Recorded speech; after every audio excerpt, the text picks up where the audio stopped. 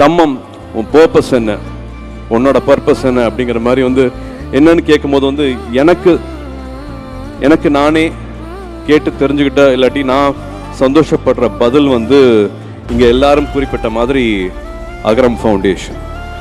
என்னோட பர்பஸ் வந்து நான் இங்கே வந்திருக்கேன் அப்படின்னா நான் நடிகனாக இருக்கிறத விட வந்து அகரம் ஃபவுண்டேஷன் ஒரு விஷயத்த என்னால் வந்து எல்லாருக்கும் கொண்டு போய் சேர்க்க முடிஞ்சது அப்படிங்கிற ஒரே விஷயம்தான். அது நான் தனியாக சுயமாக பண்ணவே இல்லை, நீங்கள் கொடுத்த சக்தினால தான் என்னால் பண்ண முடிஞ்சிச்சு.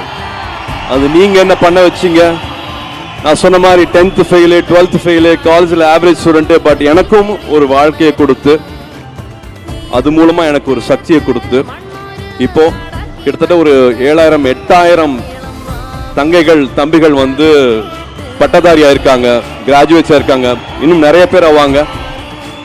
ஸோ அகரமில் இருக்கிற அத்தனை பேருமே வந்து இந்த பங்கு இருக்குது.